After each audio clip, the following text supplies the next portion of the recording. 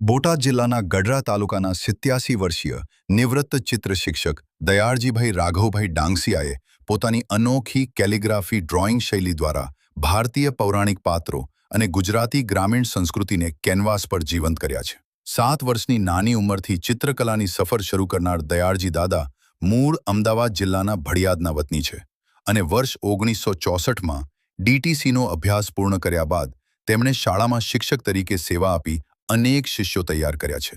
નિવૃત્તિ બાદ તેમના પત્ની જમનાબેનની પ્રેરણાથી તેઓ મોટી ઉંમરે પણ ચિત્રકલામાં સક્રિય છે.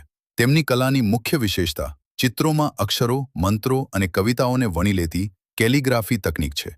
તેમના કેનવાસ પર એક તરફ શ્રીકૃષ્ણ, રાધા, શિવ પાર્વતી અને શકુંતલા જેવા પૌરાણિક પાત્રો આબેહૂબ કંડારાયા છે, તો બીજી તરફ પશુઓનું ધણ, કૂવે પાણી ભરતી સ્ત્રીઓ, ખેતી કરતા ખેડૂતો અને ગરબે રમતી કન્યાઓ જેવા પરંપરાગત ગુજરાતી લોકજીવનના દ્રશ્યો હૃદયસ્પર્શી રીતે રજૂ થયા છે. પરંપરાગત પદ્ધતિથી કામ કરતા દયાળજી દાદાની આ કલા નવી પેઢી માટે ભારતીય સંસ્કૃતિના વારસાને જીવંત રાખતો એક અમૂલ્ય સેતુ બની રહી છે.